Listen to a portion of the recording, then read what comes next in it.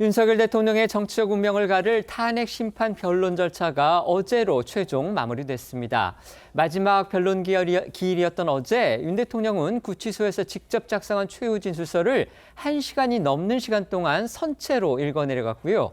이제는 헌법재판소의 시간만 남겨두고 있습니다.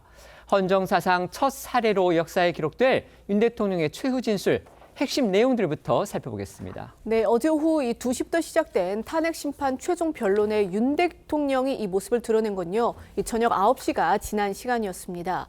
윤 대통령은 이전 이 변론기일 출석 때와 같이 짙은 남색 정장에 이 붉은 넥타이 차림으로 법정에 들어섰고요.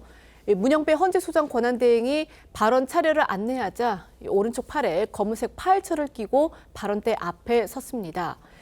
윤 대통령은 이 진술에서 12.3 비상계엄은 계엄의 형식을 빌린 대국민 호소라며 이 발언의 상당 부분을 이 계엄 선포의 정당성을 설명하는 데 할애했습니다.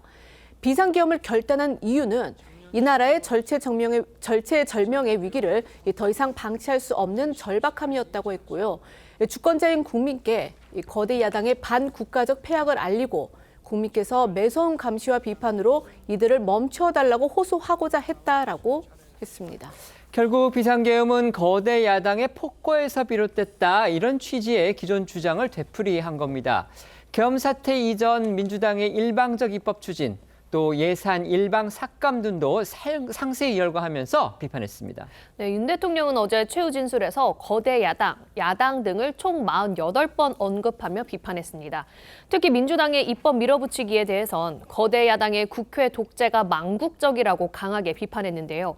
구체적으로는 야당이 민노총을 옹호하기 바쁘고 국정원 대공수사권 박탈에 이어 국가보안법 폐지까지 주장하고 있다며 경찰의 대공수사에 쓰이는 특활비를 전액 삭감해서 영원으로 만든 것을 지적했습니다. 이어 중국은 사진 한 장만 잘못 찍어도 우리 국민을 마음대로 구금하는 강력한 반간첩법을 시행하고 있는데 거대 야당은 산업 스파이를 막기 위한 간첩죄 법률 개정조차 가로막고 있다고 했습니다. 또 윤 대통령은 민주당이 과반 의석을 앞세워 행정부의 기능 행사를 사실상 마비시켰다고도 주장했습니다. 민주당은 전체 예산 가운데 겨우 0.65%를 깎았을 뿐이라고 주장하지만 그건 마치 사람의 두 눈을 빼놓고 몸 전체에서 겨우 눈알 두 개를 뺐다고 말하는 것과 같은 얘기라고 한 건데요. 그러면서 윤 대통령은 이런 상황이 비상계엄을 선포할 수밖에 없을 정도의 국가 위기 상황이라고 판단했다고 했고, 끓는 소단의 개구리처럼 벼랑 끝으로 가고 있는 나라의 현실이 보였다고도 했습니다. 윤 대통령의 목소리 직접 들어보시죠. 무력으로 국민을 억압하는 계엄이 아니라 계엄의 형식을 빌린 대국민 호소입니다. 그런데도 거대 야당은 이것을 내란이라고 주장하고 있습니다. 거대 야당은 제가 취임하기도 전부터 대통령 선제 탄핵을 주장했고 줄탄핵, 입법 폭주, 예산 폭거로 정부의 기능을 마비시켜 왔습니다. 자신들의 정치적 목적을 위해 정부 기능을 마비시키는데 그 권한을 악용한다면 이는 헌정 질서를 붕괴시키는 국헌문란의 다름 아닙니다. 윤 대통령은 야당이 자신을 향해서 내란죄 프레임을 씌우고 있다, 이렇게도 주장했습니다. 그러면서 자신이 보기에 내란죄가 성립할 수 없는 근거, 이것도 제시했는데요. 이 같은 윤 대통령의 주장은 탄핵 심판 결과를 떠나서 앞으로 이어질 형사재판에서도 주요한 공방거리가 될 걸로 보입니다. 네, 윤 대통령은 이 비상계엄이 독재와 집권 연장을 위한 것이라는 야당의 주장에 대해서 그건 이 내란죄를 씌우려는 공작 프레임이다, 이렇게 주장을 했습니다. 그러면서 자신은 이 국회에 280명의 실무장도 하지 않은 병력만 투입을 했고 병력 투입 시간이 불과 2시간도 안 된다면서 이 2시간짜리 내란이라는 것이 있느냐? 방송으로 전 세계, 전 국민에게 시작을 알리고 국회가 그만두라고 한다고 바로 병력을 철수하는 내란을 본 적 있느냐, 이렇게 반문을 했습니다. 또 윤 대통령은 부상당한 군인들은 있었지만 일반 시민들은 단 한 명의 피해도 발생하지 않았다는 점과 국회의원을 체포하거나 끌어내려고 지시를 내린 적이 없다는 점도 주장을 했습니다. 어제 윤 대통령의 최후 진술을 앞두고서 정치권에서 주목했던 부분은 바로 대국민 사과 메시지가 담기느냐, 바로 이거였습니다. 진정성에 대해서는 여야 정치권의 평가가 엇갈립니다. 하지만 어떻든 윤 대통령 최후 진술에서 죄송하다, 이런 사과의 표현을 두 차례 하긴 했습니다. 네, 한 번의 사과는 비상계엄으로 인해 불편을 끼친 국민에게, 또 한 번의 사과는 지지자를 향한 것이었는데요. 먼저 윤 대통령은 탄핵소추로 직무가 정지돼 할 일을 하지 못하고 있는 현실이 송구스럽다며 국가와 국민을 위한 계엄이었지만 그 과정에서 소중한 국민 여러분께 혼란과 불편을 끼쳐드려 진심으로 죄송하다고 했고, 이어 지지자들을 가리켜 여전히 많은 국민이 자신을 믿어주는 모습에 무거운 책임감을 느낀다며 서울 서부지법 폭동 사태를 의식한 듯 어려운 상황에 처한 청년들이 있다며 마음이 아프고 미안하다는 메시지도 냈습니다. 다만 윤 대통령은 헌재 결정에 대해 명시적으로 승복 의사를 밝히진 않았는데요. 윤 대통령의 최후 진술 내용 조금 더 들어보시죠.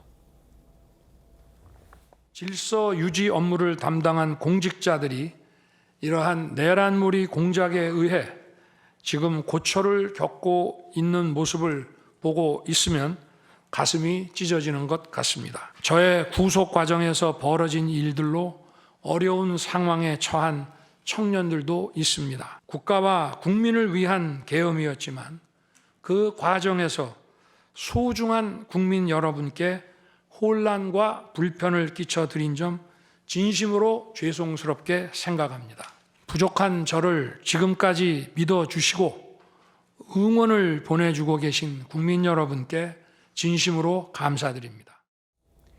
윤 대통령은 어제 최후 진술을 통해 직무 복귀 시 개헌과 임기 단축도 약속했습니다. 직무에 복귀할 경우 87 체제 극복을 위한 개헌과 정치개혁 추진의 임기 후반부를 집중하겠다며 이 개헌 추진을 공식화한 건데요.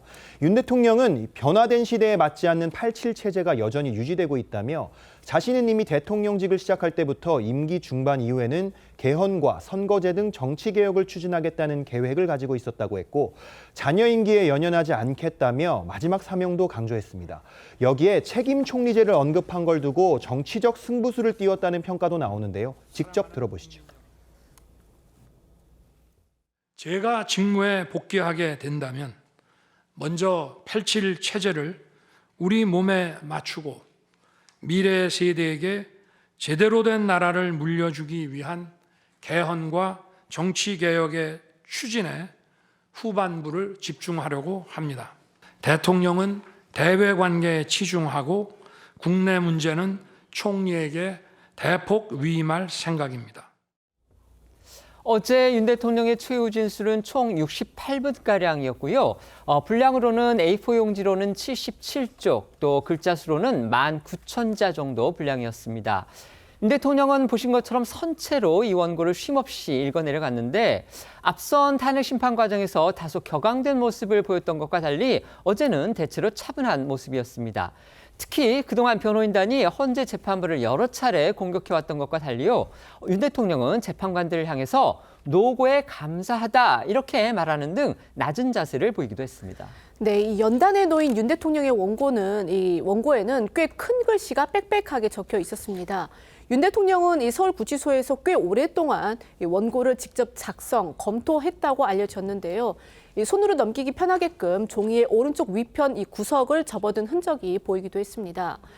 또한 이 앵커 말씀하신 것처럼 이전의 탄핵 심판 과정에서 이 격앙된 목소리와 손짓을 하면서 이 자신의 입장을 피력하던 그런 모습과 달리 어제는 좀 차분한 목소리로 최후 진술을 이어가는 그런 모습이었는데요.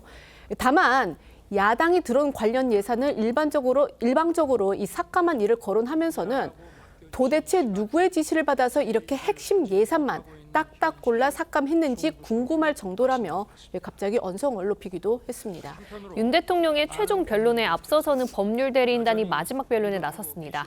이 과정에서 40대 여성 김계리 변호사가 윤 대통령 변호에 나선 이유를 설명하며 자신은 계몽이 됐다, 이렇게 말해 눈길을 끌었는데요. 12.3 계엄이 계몽령이라는 주장은 윤 대통령 강성 지지자들 사이에서 이제 주로 통용되던 말로, 야권에선 윤 대통령 변호인단이 강성 지지자들의 주장을 되풀이하고 있다는 비판이 나오고 있습니다. 어제 김 변호사의 이야기 들어보시죠. 저는 14개월 딸아이를 둔 아기 엄마입니다. 계엄 당일 육퇴 후에 소파에 누워있다가 계엄 선포를 보고 바로 법조문을 확인하였습니다. 담화문을 찬찬히 읽어보았습니다. 제가 임신과 출산과 육아를 하느라 몰랐던 민주당이 저지른 폐악을 일당 독재의 파쇼 행위를 확인하고 아이와 함께하려고 비워둔 시간을 나누어 이 사건에 뛰어들게 되었습니다. 저는 계몽되었습니다.